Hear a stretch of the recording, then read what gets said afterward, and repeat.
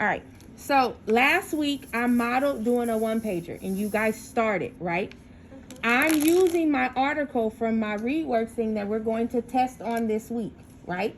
So we would have almost 10 times to listen to the story before you guys test.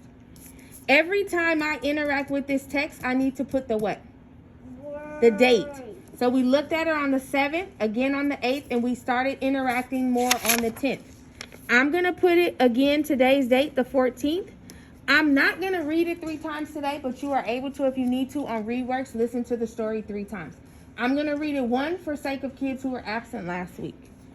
Everything about an elephant is big, and you always notice me tracking and stopping at the end of sentences.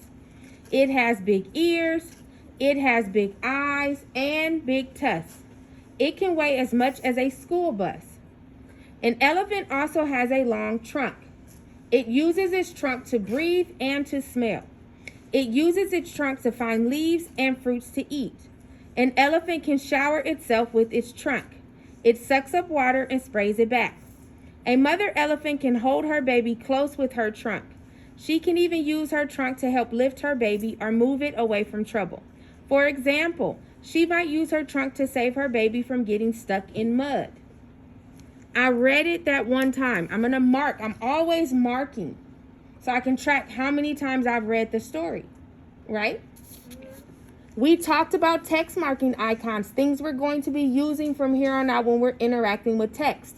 We talked about an exclamation mark for exciting, a heart for love, a star for important, a happy face for happy, and a question for wondering. If there's something you need to do additional research, like on YouTube, or find a book on Epic about the topic we're learning about because you want to know more about what it's telling you. We also began to interact with our text. We highlighted the first sentence in each paragraph. We also began to underline facts. We talked about starting at the capital and ending at the end. Now we're going into our one-pager, which is how we're going to guide our writing this year a lot of times. We'll use some other features, and I love that you guys are sitting still. I greatly appreciate it. We'll use some other features of kind of like average strategies we're using, but I'm going to start us off using a one-pager, which is a way we use when we're doing closed read strategies. It's a way to kind of tell the teacher or an adult what we learned about the topic or the subject, okay? In the middle of my paper is where I'm going to put a box, and I'm going to put the title, right? An elephant, excellent trunk. And that came from what we highlighted, right?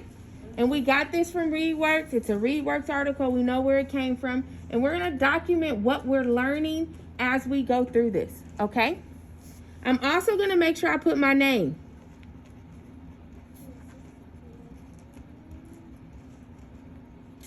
And I want a border. And you can put whatever you want from the border, but I do want a border. So from here, I'm just going to use some squiggly lines, and I'm going to write elephants, squiggly line, trunk. Elephants, squiggly line, trunk. Because that's what the main idea, or mostly what my story is about. An elephant, trunk. Right? And I'm going to keep doing it. Elephants, trunk. You may want to draw an elephant on your border. I don't really do too much arts and crafts. That's really not anything I'm going to do, but I will talk about what it's about. So it's about an elephant's trunk. And that was the main idea. What do we mostly learn about? An elephant's trunk. Whatever I'm doing in black, you do in pencil. Does that make sense? So I have my border. Then I noticed at the end when I did it last time, guys, I drew the elephant last. So I was kind of like figuring it out. Because remember, this is the second time that I'm doing this. I'm going over it with you guys again. Okay? So that we have options. Make sense? Then I'm going to put my elephant in. I'm going to draw it faster. And you know me, I'm not super artsy crafty. So Miss Eastland is going to just trace the picture for her elephant.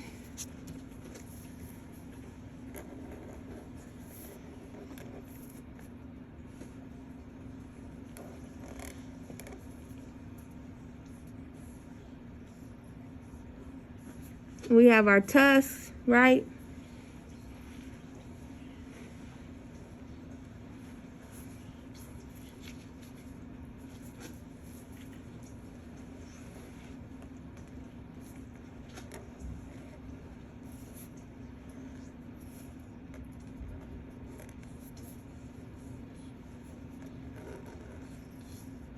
And it's not perfect, but it's close enough. We have the outline of an elephant, right? So I know that if I don't know or nobody doesn't know, they can look at this and be like, oh, this person is getting ready to tell me about an elephant, right? Yes. Thank you. I copied it. I didn't really draw it. So we're going to keep going right now. Then I'm going to go through and I'm going to look at how I interacted with the text, correct? I'm going to look at how I interacted with the text. So if we look on the board, which is where you should be looking, you'll see that I underlined using certain colors. So I'm going to say my opening sentence, everything about an elephant is what? Big. Is big. And then what do we learn from it? It has big what? It has big ears, big eyes, and big tusks. And I don't want to copy it exactly, so I'm going to say it has big ears, eyes, and tusks. Right? We have that. You might have underlined something different, but that was what I underlined. So that's what I wrote. And then it also has a long what? Trunk. So it has a long trunk and uses it to do what? To breathe, smell, wash its body, and eat food with it. and eat leaves. Right? That's all about the trunk, right? Yes. Then what else does it? Oh, well, we talked about it showering because we talked about it uses it to eat leaves. What else did the baby do with the trunk? It held her what? So it uses its trunk to hold her baby, right? And also, how else does it use its trunk? For moving it to trouble. To get the baby out of trouble, right? So it can also use its trunk to save baby from trouble. So this is our one pager, right? And that's all we're doing. Am I getting new information? Where's my information coming from? From where? Okay. From the ReadWorks article. If you don't know any words to read on this article, where do you get that at? Readworks. Online, right? You can go to ReadWorks and you can get it.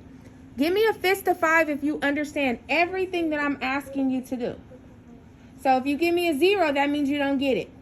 If you give me a 1, you only get a little bit. If you give me 2, you still live again. If you give me a 4 or 5, you're able to go independently. You're going to come get your one pager from me and you're able to get to work.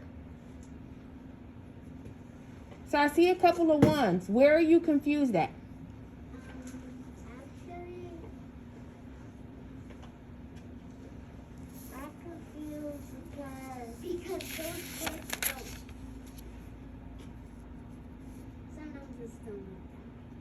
But they come from the text. So even if you listen to the story, you can summarize what you're thinking, right? So what I would suggest is you listen to the story how many times before you go into your one pager? 3 times today. Do I want you to take your test? No. And then I will put some sentence starters on the thing. You notice I said it has a lot or it uses, okay? So your sentence frames that you can use are it has, it uses. Do you understand? Those are the 2 ways we're going to start our sentences today. So how many facts do you need? 5. 5 facts. So you guys are going to work on your one pagers, okay? I'm going to hand those out. Go ahead and let's give each other a high five.